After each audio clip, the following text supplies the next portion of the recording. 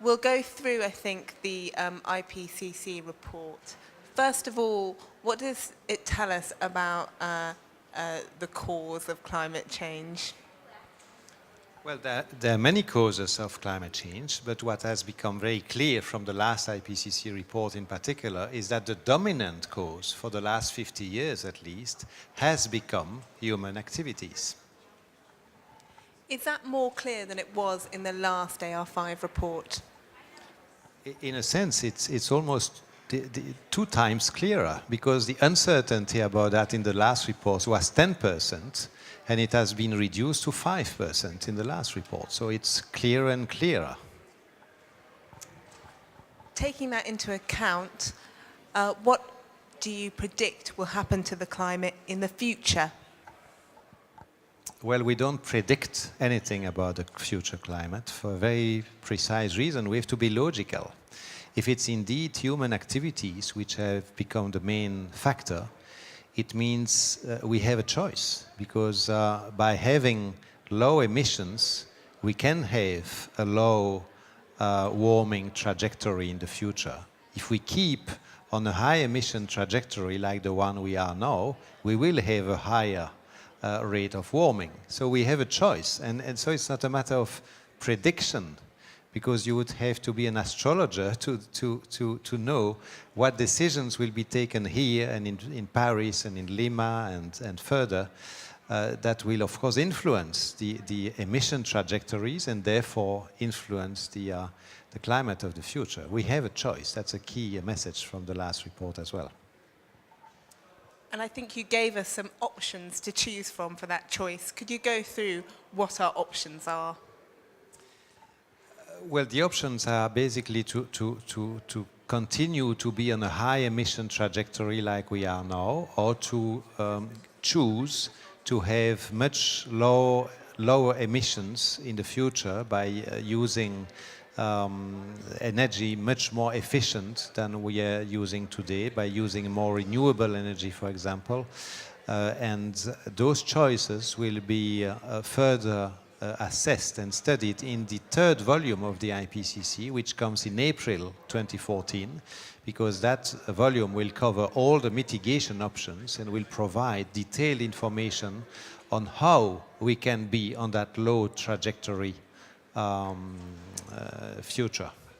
The deadline, I would say, is as soon as possible, because as the last report has shown, every additional ton we add in the atmosphere in terms of greenhouse gases is actually getting us closer to that 2 degree or that 1.5 degree limit we're trying to avoid. So we really don't have much time left, because the more than half of the carbon budget that corresponds to that 2 degree limit has been used already, has been emitted in the atmosphere already. So we have a very limited time, given the rate of the emissions now, to stay within that envelope that the last report has suggested is the amount that we better keep under if we don't want to cross that 2 degree target. Staying at business as usual, how long would it be before we go over that limit?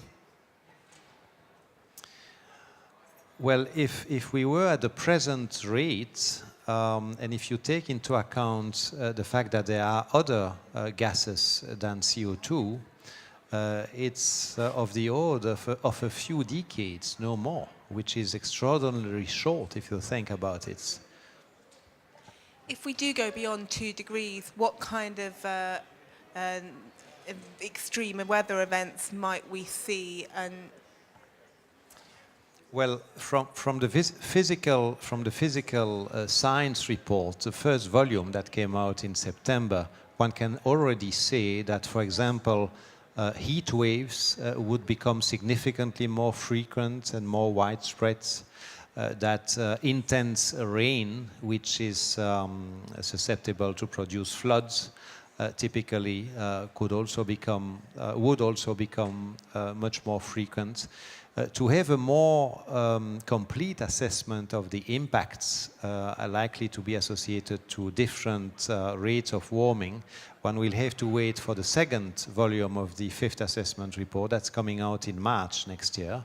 And that will be covering the whole range of impacts on human health, on the economy, impacts on the ecosystems, and that will be a very interesting report at the time.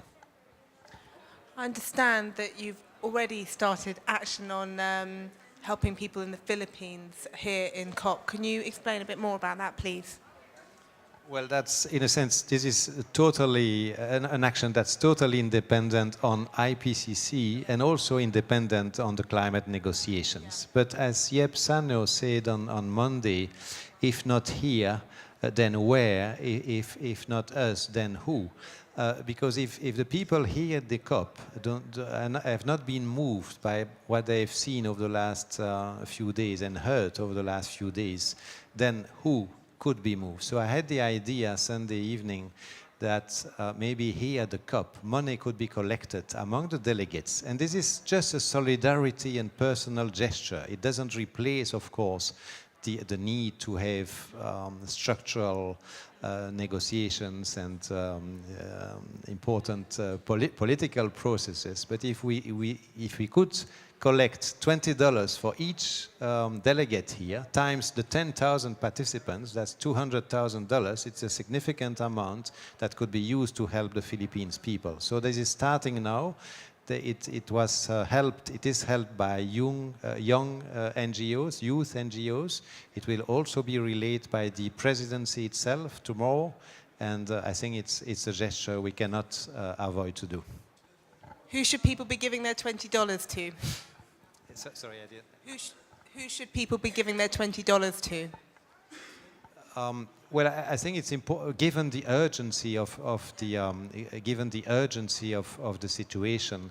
I think it should address the immediate needs of the Filipino people. What the youth organizations are proposing is a choice between 3 different NGOs active in the Philippines, and what the Polish humanitarian association is doing is helping people in need in extreme situations. And so participants here will have the choice between actually 4 different organizations that are active or that will be active in the Philippines. And in a practical sense, people here at the talks, if they don't come across anyone collecting a box, where can they go to give the money? Well, they'll also be, and that will be announced in the daily program tomorrow, and also on every screen in the building. There will also be online links which can be used. So there'll be a physical cash collection and online possibilities. And if you follow the hashtag #COP4Haiyan, 4 with a number, on Twitter, you'll find the links to the electronic links that the youth and the NGOs are proposing to follow. Good luck with that. One last question. How do you not get depressed by having to study the state of the climate all the time?